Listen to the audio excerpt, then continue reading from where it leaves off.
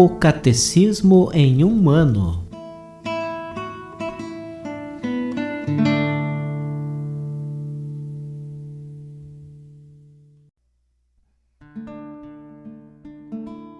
Olá, eu sou Antônio, seminarista da Diocese de Ponta Grossa, no Paraná.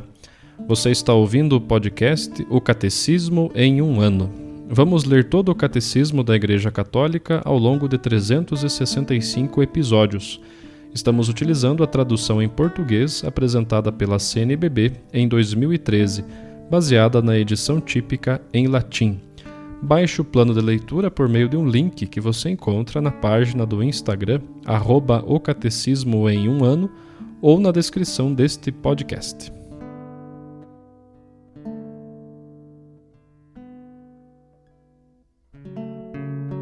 Este é o episódio de número 181 do nosso Catecismo em um ano. Vale lembrar que nós estamos na segunda parte do Catecismo, a respeito da celebração do mistério cristão. Estamos na segunda sessão desta grande parte sobre a celebração do mistério cristão, que é sobre os 7 sacramentos da Igreja. Nós já ouvimos os artigos, o capítulo sobre os sacramentos da iniciação à vida cristã. E agora vamos para o capítulo 2, sobre os sacramentos da cura. Hoje vamos ouvir do número 1420 a 1424.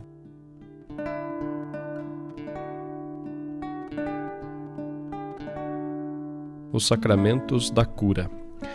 Pelos sacramentos da iniciação cristã, o homem recebe a vida nova em Cristo. Ora, esta vida nós a trazemos em vasos de barro, como diz São Paulo na segunda carta aos Coríntios, capítulo 4, versículo 7. Agora, ela ainda se encontra escondida com Cristo em Deus. Ele mesmo, São Paulo, em Colossenses, na carta aos Colossenses, capítulo 3, versículo 3. Estamos ainda em nossa morada terrestre, sujeitos ao sofrimento, à doença e à morte. Esta nova vida de filhos de Deus pode se tornar debilitada e até perdida pelo pecado.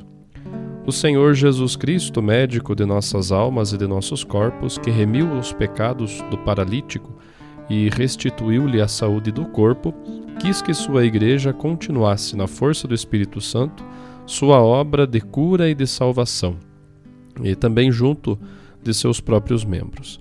É esta a finalidade dos 2 sacramentos de cura, o sacramento da penitência e o sacramento da unção dos enfermos. Então vamos ao artigo 4º sobre o sacramento da penitência e da reconciliação.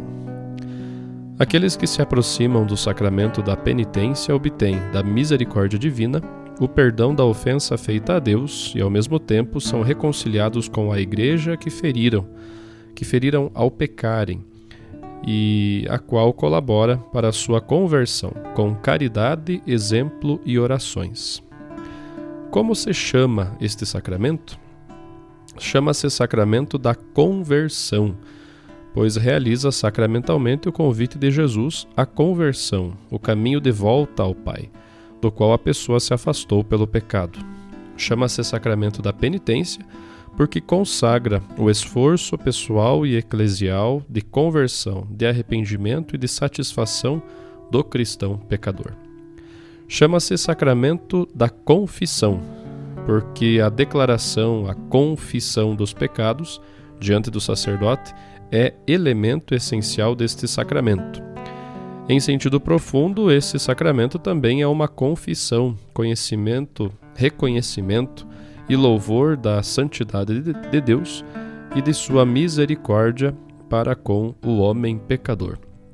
É também denominado sacramento do perdão, porque pela absolvição sacramental do sacerdote, Deus concede o perdão e a paz.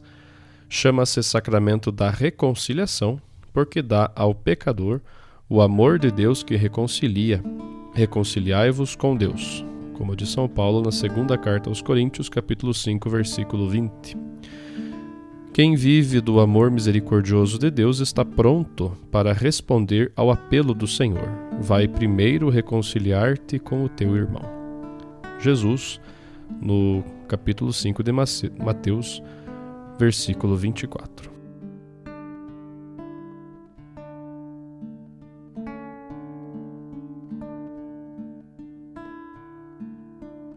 O Papa Francisco vai nos ajudando na compreensão dos sacramentos. Vamos ouvir, portanto, uma de suas catequeses, esta proferida em 19 de fevereiro de 2014.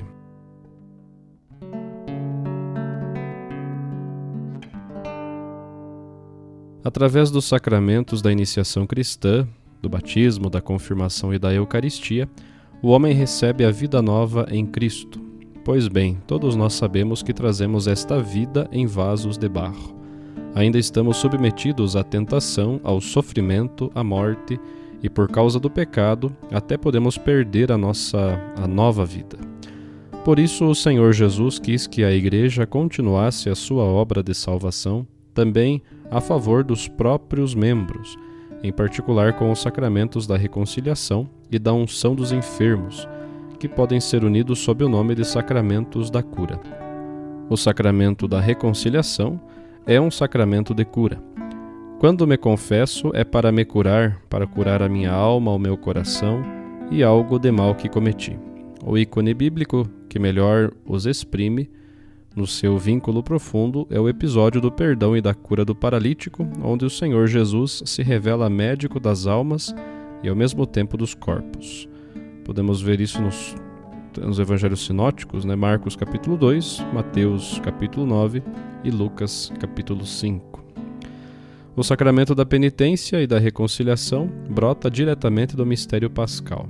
Com efeito, na noite de Páscoa, o Senhor apareceu aos discípulos, fechados no cenáculo, e depois de lhes dirigir a saudação, a paz esteja convosco, soprou sobre eles e disse: recebei o Espírito Santo. A quantos perdoardes os pecados, ser-lhes-ão perdoados. Evangelho de João, capítulo 20, versículos 21 ao 23. Este trecho revela a dinâmica mais profunda contida neste sacramento. Antes de tudo, a constatação de que o perdão dos nossos pecados não é algo que podemos dar-nos a nós mesmos. Não podemos dizer, perdoa os meus pecados. O perdão é pedido a outra pessoa, e na confissão pedimos o perdão a Jesus. O perdão não é fruto dos nossos esforços, mas uma dádiva, um dom do Espírito Santo que nos enche do lavacro da misericórdia e da graça que brota incessantemente do coração aberto de Jesus crucificado e ressuscitado. Em segundo lugar, recorda-nos que só se nos deixarmos reconciliar no Senhor Jesus com o Pai e com os irmãos, conseguiremos verdadeiramente alcançar a paz.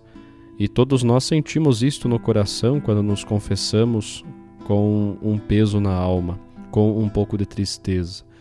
E quando recebemos o perdão de Jesus, alcançamos a paz, aquela paz da alma tão boa que somente Jesus nos pode dar, só Ele.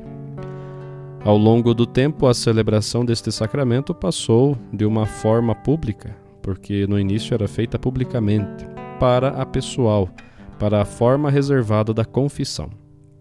Contudo, isto não deve fazer-nos perder a matriz eclesial, que constitui o contexto vital. Com efeito, a comunidade cristã é o lugar onde o Espírito se torna presente, que renova os corações no amor de Deus, fazendo de todos os irmãos um só em Cristo Jesus. Eis então, por que motivo não é suficiente pedir perdão ao Senhor na nossa mente e no nosso coração, mas é necessário confessar humildemente e confiadamente os nossos pecados ao ministro da Igreja. Na celebração deste sacramento, o sacerdote não representa apenas Deus, mas toda a comunidade, que se reconhece na fragilidade de cada um de seus membros, que ouve comovida o seu arrependimento, que se reconcilia com eles, os anima e acompanha ao longo do caminho de conversão e de amadurecimento humano e cristão. Podemos dizer, eu me confesso com Deus. Sim, podes dizer a Deus, perdoa-me, e confessar os teus pecados, mas os nossos pecados são cometidos também contra os irmãos, contra a Igreja. Por isso é necessário pedir perdão à Igreja, aos irmãos, na pessoa do sacerdote. Mas, padre, eu tenho vergonha. Até a vergonha é boa, é saudável sentir um pouco de vergonha, porque envergonhar-se é bom. Quando uma pessoa não se envergonha, no meu país dizemos que é um sem vergonha, mas até a vergonha faz bem, porque nos torna mais humildes, e o sacerdote recebe com amor e com ternura esta confissão e em nome de Deus perdoa. Até do ponto de vista humano, para desabafar, é bom falar com o irmão e dizer ao sacerdote estas coisas que pesam muito no nosso coração. E assim sentimos que desabafamos diante de Deus, com a igreja e com o irmão. Não tenhais medo da confissão. Quando estamos em fila para nos confessarmos, sentimos tudo isso, também a vergonha, mas depois, quando termina a confissão, sentimos-nos livres, grandes, bons, perdoados, puros e felizes. Esta é a beleza da confissão. Gostaria de vos perguntar, mas não o digais em voz alta. Cada um responda no seu coração. Quando foi a última vez que te confessaste? Cada um pense nisto. Há 2 dias, 2 semanas, 2 anos, 20 anos, 40 anos? Cada um faça as contas, mas cada um diga: quando foi a última vez que me confessei? E se já passou muito tempo, não perca nem sequer um dia. Vai que o sacerdote será bom contigo. É Jesus que está ali presente e é mais bondoso que os sacerdotes. Jesus receber-te-á com amor. Sê corajoso e vai confessar-te. Caros amigos, celebrar o sacramento da reconciliação significa ser envolvido por um abraço caloroso. É o abraço da misericórdia infinita do Pai. Recordemos aquela bonita parábola do filho que foi embora da casa com o dinheiro da herança. Esbanjou tudo e depois, quando já não tinha nada, decidiu voltar para casa. Não como filho, mas como servo. Ele sentia muita culpa e muita vergonha no seu coração. Surpreendentemente, quando ele começou a falar, a pedir perdão, o pai não o deixou falar, mas abraçou-o, beijou-o e fez uma festa. E eu digo-vos, cada vez que nos confessamos, Deus abraça-nos, Deus faz festa. Vamos em frente por este caminho. Deus vos abençoe.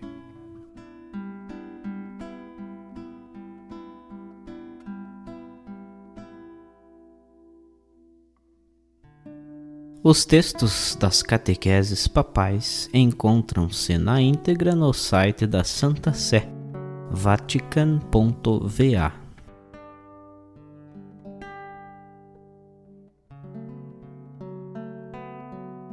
Você acaba de ouvir mais um episódio do podcast O Catecismo em um Ano. Continue nesse bom propósito de aprofundar o conhecimento e a vivência da fé católica e procure participar da sua comunidade. Rezemos por todos que estão fazendo esse caminho de leitura do Catecismo. Até amanhã!